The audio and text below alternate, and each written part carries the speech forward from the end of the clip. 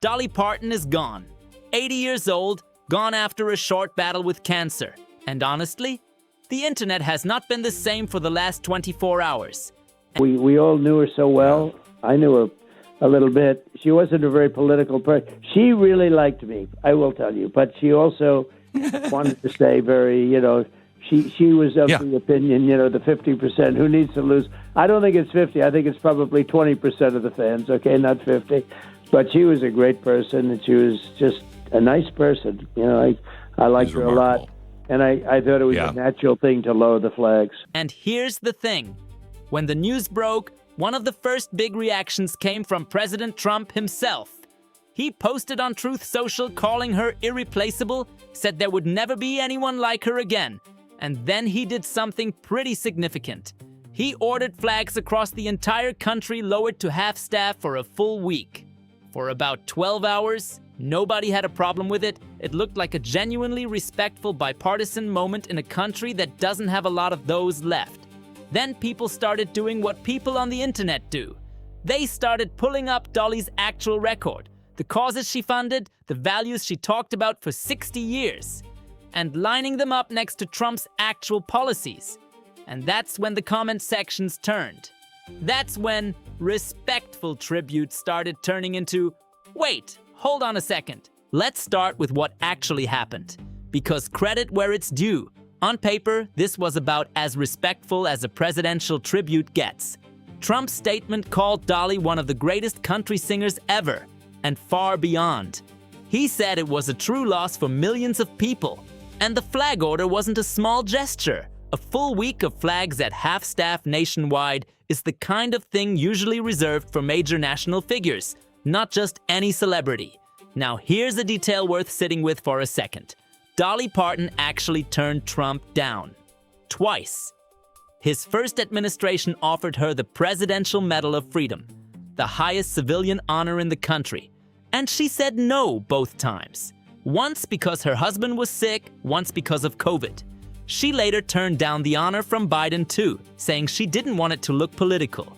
So when Trump comes out with this warm, generous tribute to someone who politely declined him not once, but twice, a lot of people saw that as classy, genuinely gracious. The kind of moment where you set politics aside. But, and this is where the video gets interesting, the controversy was never really about the tribute itself. Nobody's disputing that Trump said nice things about a dead icon. The controversy is about what happens when you hold that tribute up next to what Dolly Parton actually spent her life fighting for. Because critics are arguing. Honoring someone's memory and honoring their values are two very different things. And they say that gap is exactly where this story lives. Before we get to the receipts, you need the foundation. What did Dolly actually stand for? She wasn't just a singer. She built an entire second legacy around quiet, sustained generosity. In 1995, she launched the Imagination Library, a program that has since mailed hundreds of millions of free books to children around the world, all in the name of childhood literacy. That's not a one-time donation. That's a 3-decade commitment to the idea that every kid, regardless of income, deserves books in the house. In 2020, in the middle of a global pandemic, she personally donated $1 million to fund COVID vaccine research, specifically research that went toward the Moderna vaccine, which used a fairly new technology at the time called mRNA. She was also, for decades, an outspoken supporter of the LGBTQ community and same-sex marriage. In country music, a genre where that wasn't always the safe or popular position to take. And on top of all that, she spent her career deliberately staying above the political fray. She was famous for being one of the only public figures Republicans and Democrats could both agree they loved. A recent poll actually found she was the only person tested who pulled over 50% favorability from Democrats, Republicans, and independents at the same time. That doesn't happen by accident. That's a legacy built on inclusion, not division. Literacy, public health, compassion for marginalized people, unity over division. Dolly's signature cause, the thing she's arguably most famous for outside of music, was getting books into the hands of low-income kids. Critics point out that the Trump administration has repeatedly targeted Head Start, the federal program that's provided early childhood education, including literacy instruction to low-income families for 60 years. A leaked draft budget from the administration proposed eliminating Head Start funding entirely. It survived that round, but reporting since then has described funding freezes, layoffs, and a regulatory overhaul that critics say would gut the program's quality standards. The same standards that improve reading outcomes for the exact population Dolly spent her fortune trying to reach. So the question critics are asking, how do you champion the woman who gave away millions of books to poor kids while your own administration is trying to defund the largest early literacy program in the country? This one stings a little more because it's not even a general policy comparison. It's almost a direct line. Remember, Dolly's $1 million donation in 2020 specifically helped fund Moderna's mRNA vaccine research. She put her name and her money behind that exact technology. In August of 2025, the Trump administration's Health and Human Services Secretary announced the cancellation of nearly $500 million in federal contracts for mRNA vaccine development, 22 projects total, several of them with Moderna, the very company Dolly helped fund. Public health experts pushed back hard, calling it a significant setback for pandemic preparedness. Critics are calling this one almost poetic. Trump praising Dolly's legacy of scientific generosity, while his own health department was, months earlier, dismantling the exact research pipeline she helped kickstart. Beyond Head Start specifically, Dolly's entire brand was built on protecting and uplifting children. Through education, through health, through basic access.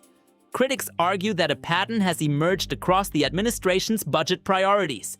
Proposals and cuts that disproportionately affect programs serving low-income kids, even when those programs enjoy decades of bipartisan support. And then there's the one people are talking about most online. Dolly spent decades as a visible vocal supporter of LGBTQ Americans at real risk to her career in a conservative genre. She never wavered on it. Critics point to the Trump administration's record on LGBTQ policy, from military service restrictions to rollbacks of protections, as sitting in direct tension with the values Dolly publicly stood for her entire adult life. Praising her spirit while opposing the causes that spirit was actually built around, they argue, is where the tribute stops looking respectful and starts looking hollow. So why is this blowing up instead of just being a nice moment that everyone moves past? A few reasons critics give. First, politicians honoring beloved public figures after death is basically automatic at this point. It costs nothing. It makes you look human, and almost nobody checks the math afterward. Critics argue that's exactly the problem. Tributes have become a kind of political freebie, disconnected from any actual accountability for whether your policies match the person's values. Second, there's a real argument that honoring someone's talent isn't the same as honoring what they believed in. You can think Dolly Parton was a genius and still be, in critics' eyes, actively working against almost everything she used that fame to build. Those two things aren't actually contradictory to hold at the same time, which is exactly why people say it's worth pointing out. Third, Dolly was famous for staying neutral. She almost never weighed in on politics directly. Critics argue that made her an easy, safe person for any politician to praise, precisely because she wasn't going to publicly correct them. Some say that's part of what makes posthumous tributes like this feel opportunistic. You're praising someone specifically because they can't respond. That combination, automatic tributes, value gaps nobody checks, and a public figure who can't push back, is what critics say turned this from a nice moment into a receipts thread. Look, I'm not going to sit here and tell you Trump is a monster for posting a nice message about a dead icon. That's not really what this is about.